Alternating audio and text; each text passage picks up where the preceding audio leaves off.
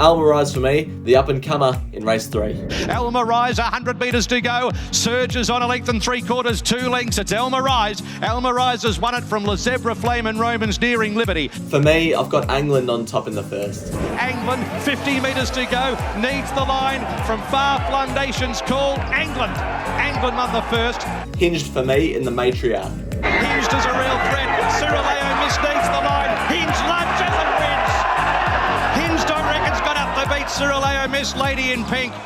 James McDonald goes on Sunshine in Paris. I just have a feeling Sunshine in Paris is going to turn the tables. And Sunshine in Paris is coming through. Right to party at the 50. Sunshine in Paris driving. Sunshine in Paris has won from Right to Party, Bella Nipotina, and then Straight at Angel. Via Sistina on top for me. But Via Sistina is drawing away the star of the spring. And J Mac a perfect 10 again. Via Sistina by 3 at Tissue without a fight, future history.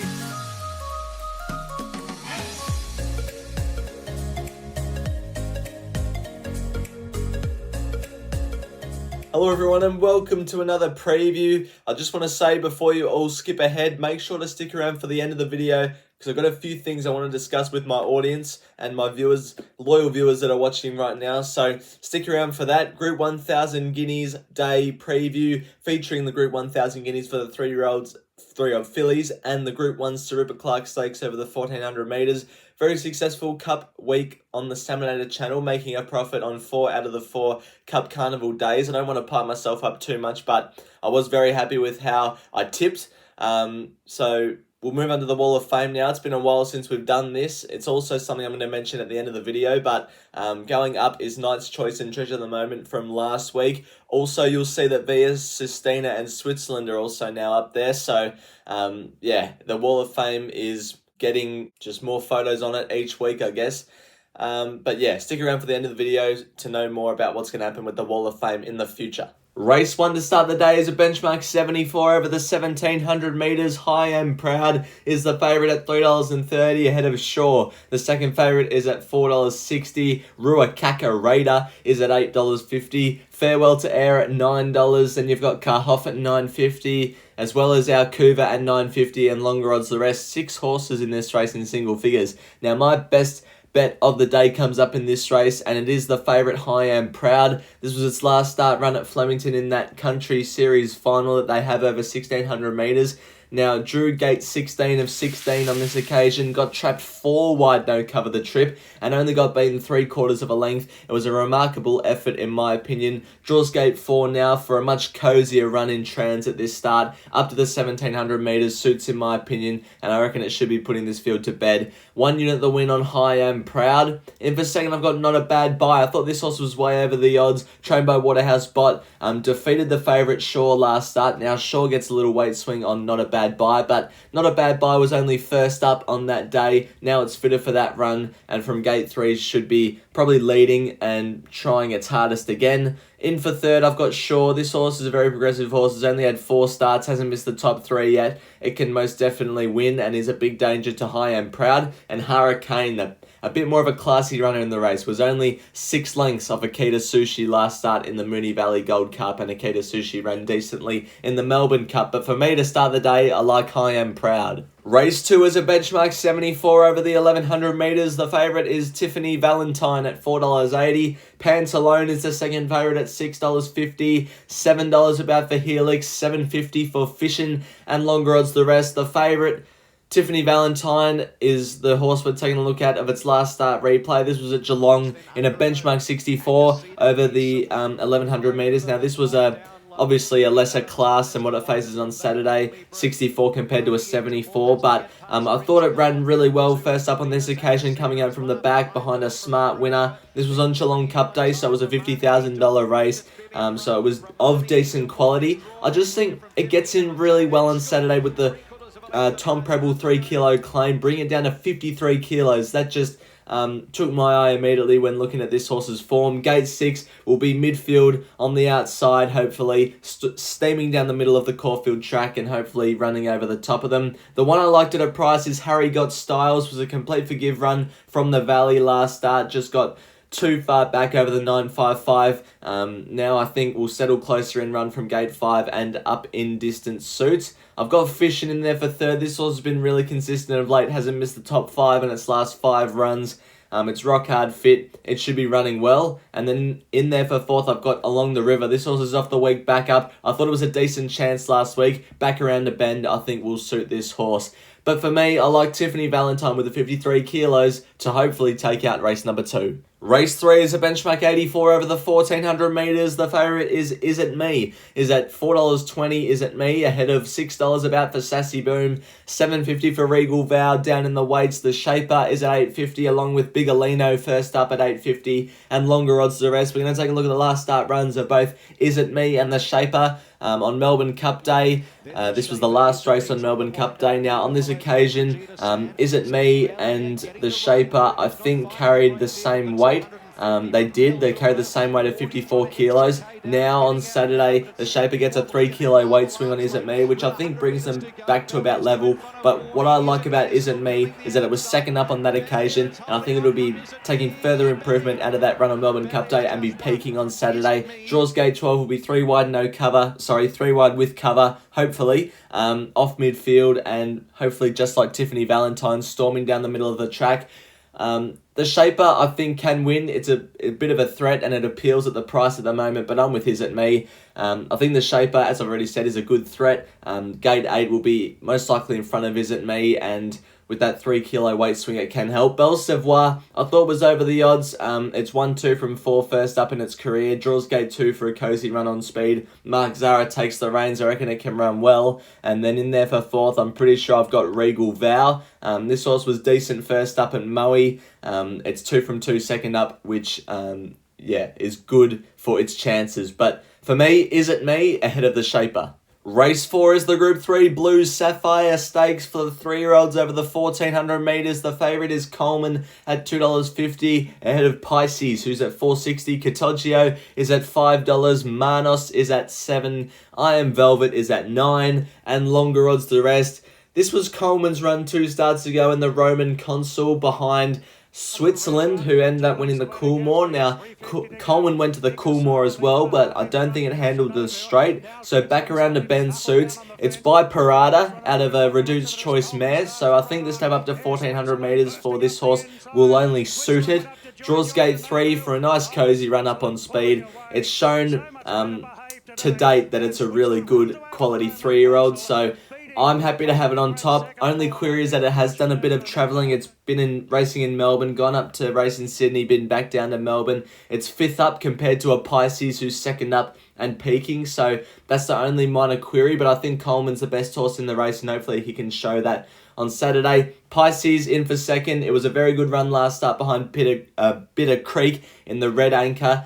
Draws gate 2 for a run closer to the speed and will be running well. In there for 3rd, I Am Velvet. This horse still does a lot of stuff wrong, but it's got the nose roll on and the earmuffs on, so hopefully that can settle it down a bit. If it does, it could win because I think it's a very classy horse on its day. And Manos, D-Lane goes on this horse, was decent behind Amazing Eagle at Ramwick last start and will be running well.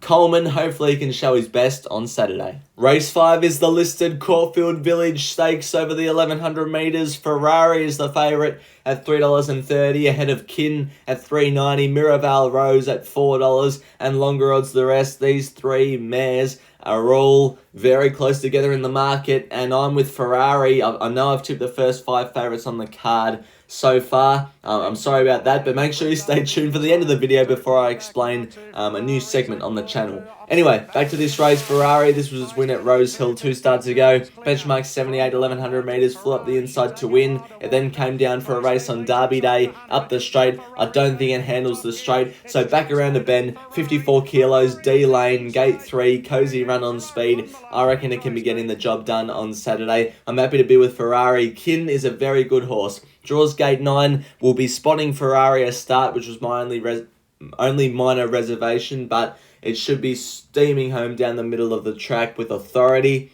In there for 3rd, Holy Racket. This horse draws well for a good run. Also just in behind the speed.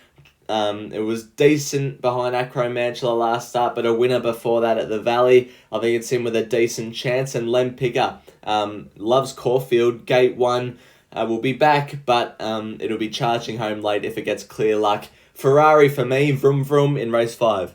Race 6 is the Group 3 Thoroughbred Club Stakes for the 3-year-old fillies at Group 3 level over the 1200 metres. Rich Dotty is the favourite at $4 ahead of Equal Second Alex. She's got Pizzazz at $6 and also To Be or Not To Be at $6 and then out to $9 for Grinzinger Pod and longer odds the rest. This is where the value starts to creep into my tips and I'm hoping Matt Laurie can have a big day because I don't mind Campari Twist at a bit of a price in this race. Now, this was a win last start we're taking a look at in a Fillies and Mares 64 at Ballarat. I thought it did very well here to win. I think it's a very good horse. It won a maiden at Bendigo the start before that by 3 lengths. Then before that, ran second in a maiden behind Close to Midnight, who's since come out and beaten Manolo Bling, who won on Cup Day. Then before that, it was third behind Savagery Vibe, who's shown good promise. So I think it's a good horse on its day. Gate 5 will be or get a nice cozy run just in behind the speed, and I reckon it's definitely rock hard fit, and I think it's way over the odds at $19. Rich Dotty, I've got it in for second, was a good first up winner at the Valley, showed good promise last preparation. It can most definitely win. It looks like a very promising horse. In for third, I've got Jasmine Rouge. I also think this horse is way over the odds. Had no luck on debut behind Always Enough. Draws Gate 1 on Saturday, so that might mean the same thing again. It'll have no luck, but up to the 1200 metres suits, and it was well backed on that occasion, so I think it's over the odds. And then in there for fourth, I've got Grinzinger Pod. Craig Williams retains the ride, was good through the line in the Crockett last start, and I think can improve. But for me, Campari Twist at a bit of a price. It's that time of the week. It's last man standing. Sammy has increased his lead. He's out by about $300 now. He just has to hold on another 3 or 4 weeks. The last week of last man standing is going to be Ballarat Cup Day, so he just has to survive 3 or 4 more weeks and he's home for his three-peat of last man standing wins in a row. Geordie's in second, I'm in third, Cole's in fourth, Sky High Horse Racing in fifth, and Braden is in last place at the moment. This is what we're doing this week.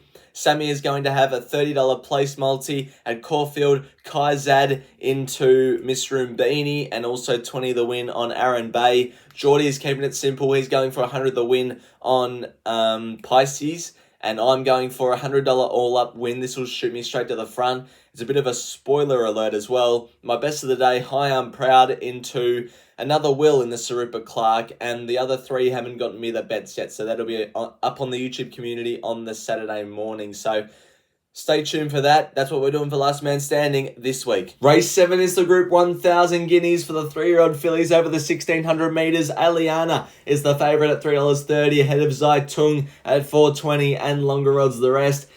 Aliana, this was his last start running the Carbine Club. I didn't expect it to win by 3.5 lengths on this day. I thought Feroce was a very good chance in this race, and Aliana just absolutely annihilated them. She went to a new peak on this occasion, and if she brings, well, what she bought on this day at Flemington, she should be beating this field.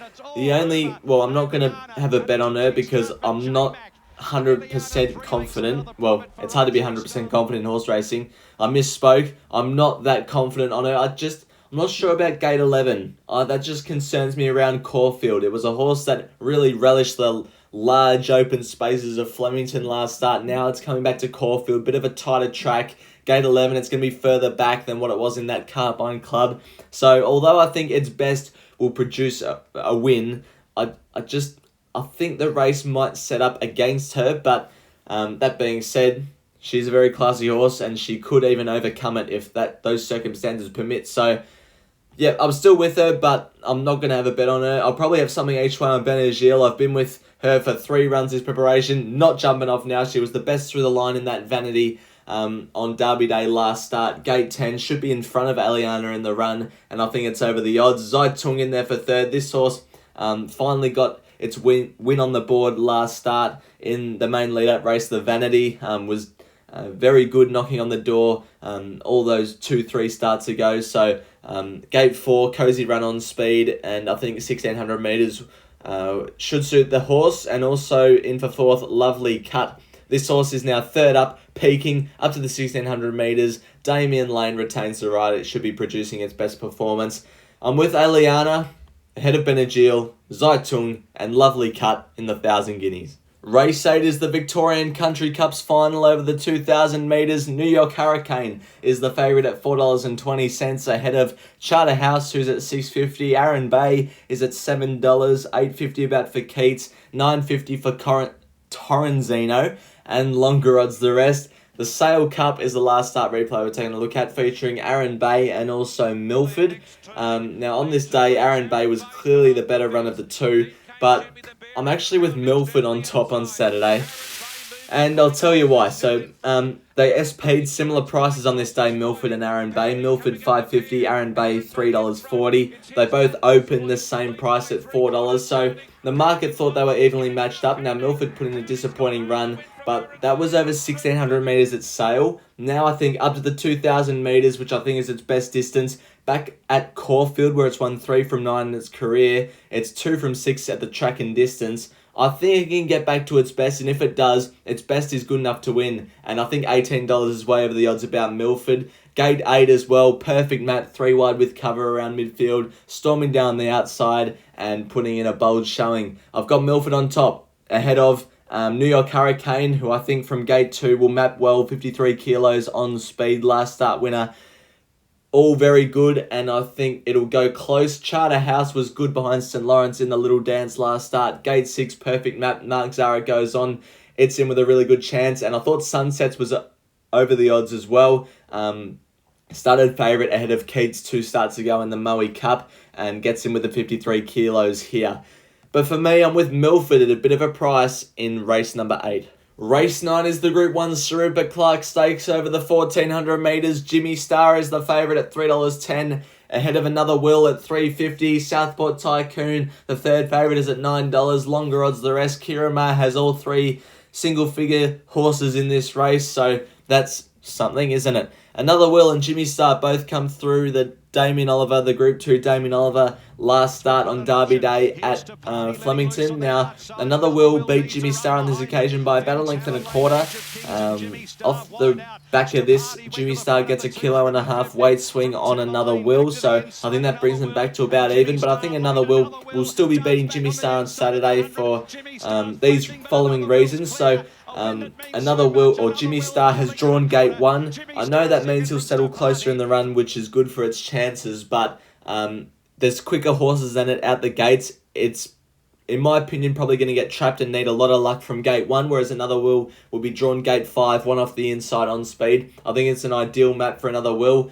Also, Another Wil got held up at the top part of the straight on that day on Derby Day, so I thought it should have won by more in the end. So I think Another Wil should be beating Jimmysstar again on Saturday and should be favourite at the moment. Although they're both probably the 2 standout chances in the race, I've got them 2 on top. Also with Another Wil, the only times it's failed in the past year has been when it's got to Group 1 level, got to the Doncaster and was poor, got to the Toorak and was poor, but in the Doncaster it was off the week back up, it drew wide, complete forget run. The Toorak, it was ridden against its usual racing pattern, forget run. Now Jamie Carr goes, well, Michael D was on it in the Toorak handicap, but Jamie Carr I think knows the horse better. She goes on it for its Group 1 assignment, and I think it'll be proving all the doubters wrong and be winning. So I've got Another Wil on top, 1 unit that went on it to do so, ahead of Jimmysstar.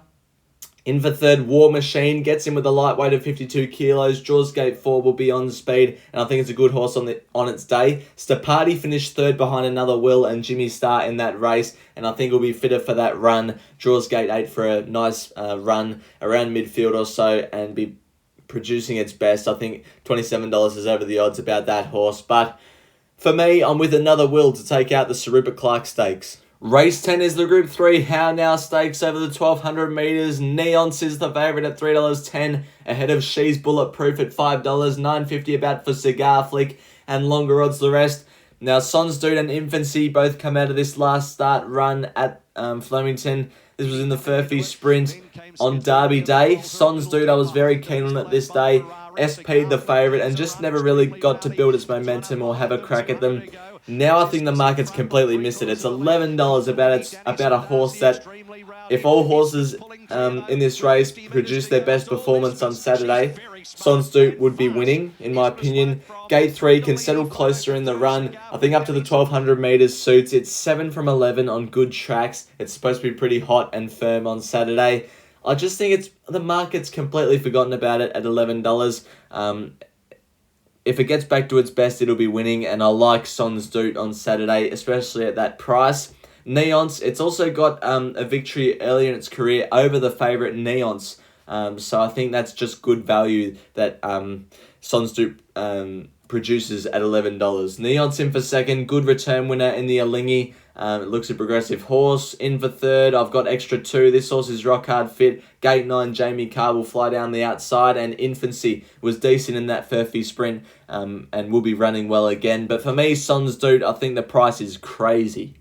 Now it's time for the quaddie. I thought for sure we were going to get it last week after Via Sistina won, but I took on the favourite in the last and that backfired. We move on to this week, the 1,000 Guineas. We're going for 2 Aliana, 4 Zaitung, 10 Lovely Cut, 11 Benagil, and 13 Stage and Screen. In the Country Cup's final, we're going for 1 Aaron Bay, 3 Milford, 4 Charterhouse, 5 Keats, 8 New York Hurricane, 9 Sunsets, and 17 Torrenzino.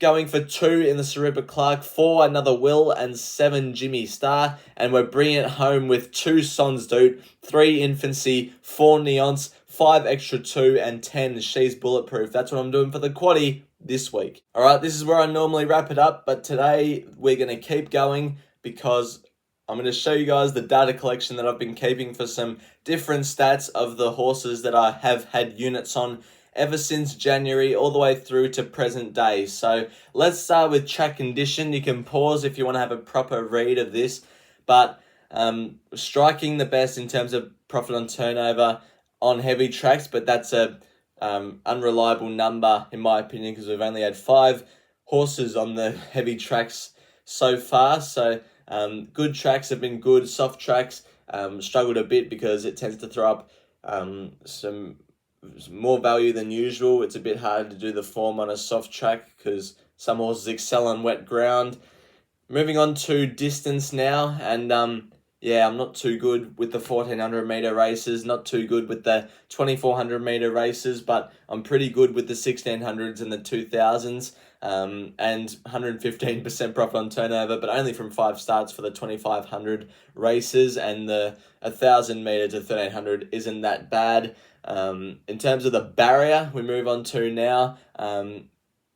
The only reliable number that looks good is the 7 to 10 barrier. It's got a profit on turnover of 36.57%, and it's had 78 starts, so I think that's pretty reliable. The ones right down the bottom, 11 to 13 and 14 plus, look pretty good, but they haven't had too many starts. The inside barriers are all right. 4 to 6 for some reason isn't striking too good. Field size, it's all pretty good apart from 16 plus. That's where there's so many horses in the race that anything can happen. So apart from that, it's looking pretty good. In terms of stage of prep, this one interests me the most because it just keeps getting better from first up to 5th up plus, and they've all got a decent amount of starts in each of the categories. So yeah, first up and second up, not too good, but then 3rd up, 4th up, 5th up, when I have units on horses that are 3rd up, 4th up, and 5th up, they usually tend to do well. Price, if I did this again through data collection, I probably would have added $5.50 to $10 and $10 plus, but $5.50 plus, we're striking pretty well. $3.10 to $4 is good. Everything else is all right, but it could be better. This one is whether the race is part of the quaddie or not part of the quaddie. Win strike rate is better in the non-quaddie races, but the profit on turnover is high in the quaddie races, meaning there's a lot more value because the quaddie races are much more even. There's a lot of value to be found, like I've found Milford this Saturday, for example. And then we're finishing it off with track. Pretty decent at Caulfield, pretty decent at Flemington. Moonee Valley, I've done really well so far. 27 starts isn't a lot, but 54% and a 33% win rate is pretty good in my opinion. So that's a look at the Saminator stats. So from all of these stats, I was able to calculate expected profit on turnovers from all 4 horses I have units on Saturday. That's meant to say Caulfield race 9, number 4, Another Wil. So Ferrari has the highest profit on turnover expectation. All 8 stats were in the green for Ferrari in terms of the setup of its race. The one, Another Wil, was the lowest with 11.64, and that's due to the 1400 meters. I don't strike well at 1400 meters, and gate 5. Gate 4 to 6, I was striking at negative 17%, so that's why Another Wil was so low. Milford was the second highest. The only thing that was against it was the field size of 16 plus, so that heavily decreases expected profit on turnover. And the only bad thing with High and Proud was gate 4 to 6 as well. It drew gate 4. So these things can change before the race, stuff like field sizes with, you know, scratchings, and then obviously that affects the barrier, because some horses with barriers can come in a barrier or something like that. So it's all subject to change, but that's what we're looking at the moment with the expected profit on turnovers. Ferrari nailing every single stat in the green. Now onto some Wall of Fame news. You would have seen below Knight's Choice and Treasure at the moment a blank piece of paper, and that's because Via Sestina's Champion Stakes win didn't print out. So the printer is officially dead. I did a Dennis Denuto to the printer, and it's just not working anymore. So the Wall of Fame is now dead. So why not, let's go back and just see what consisted of the Wall of Fame. We had Right to Parties winning the Ori Star, Mornington Glories winning a Benchmark 100, Gentleman Roy's winning the PB Lawrence, Mornington Glories winning the Norman Carline, Pinstripes winning the Memsey, Mornington Glories winning the Moya, Mr. Brightside's winning the Maccabi Diva, Buckaroos winning the Underwood, Pride of Jenny's win in the Fian, Via Sestina's win in the Turnbull, Antino's winning the Turak, Duke de Sessa's winning the Caulfield Cup, Via Sestina's winning the Cox Plate, Switzerland's winning the Coolmore, Knight's Choices winning the Melbourne Cup, and Treasure the Moments Oaks win. So that's what we had on the Wall of Fame. Now I thought to celebrate all these sources on the Wall of Fame, I'm going to hold a fake Wall of Fame Stakes. That's right, it's a Group 1 weight for age, 1600 meters, and this is the field I've come up with. So the reason it's 1600 meters, I added up all the distances of the horses' wins on the Wall of Fame and divided it by however many horses were on the Wall of Fame, and got closest to 1600 meters. So that's the race distance. The barriers I randomized myself. I made my own odds. So if any of you disagree with me, put it down in the comments. But basically, this is the field that's going to contest the fake Wall of Fame Stakes. I'm going to be doing a phantom call of it at the end of next week's preview. So make sure to comment who you think will win the Wall of Fame Stakes. In my opinion, I think Via Sestina is going to win. Obviously, I'm going to work out who's going to win using mathematical data, but just from my own observation, Via Sestina should be winning. By the way, all these horses are priced at their best efforts so far, well, in the Spring Carnival, because if it was right now, Pride of Jenny would be about 200 to 1. So, yeah, it's going to be all the horses' best efforts of the Spring Carnival that's going to show in the Wall of Fame Stakes. So, it's going to be very exciting. Now we move on to a new segment on the Saminator channel. It's called Semonator's Ruffies. Now, this is for my viewers that love backing horses each way. I thought I'd include this for you guys. So these are the 8 that I've got for you at Caulfield on Saturday. So race 1, not a bad buy, has good form behind the second favourite, Shaw, and will be fitter for that run first up and should lead and give us sight. Harry Got Styles, not suited last start at the Valley, up in distance, drawn well. Should see a better performance. Belle Savoir, first up. It's 2 from 4 first up, and Mark Zara takes the ride. Campari Twist is rock hard fit, has 1-2 on the bounce and maps well. Jasmine Rouge, luckless on debut when well backed. Will need luck from gate 1, but we don't know the untapped potential level of this horse yet. Benazil and the Guineas has been crying out for 1600 metres and will be storming down the outside. Milford, SP profile is really good. Its best will win. Same goes with Sons Doot. The market's missed it. It was a good SP last start, and it maps for a good run on Saturday. Those are Saminator's Ruffies for this week. So sorry to bombard you guys with lots of information on the one hit in the one video, but that's going to do it for this week. Any of these 4 horses win and I make a profit, so hopefully we can make another profit and I could be happy going into next week. Thanks everyone for watching, and until next week's preview, bye for now.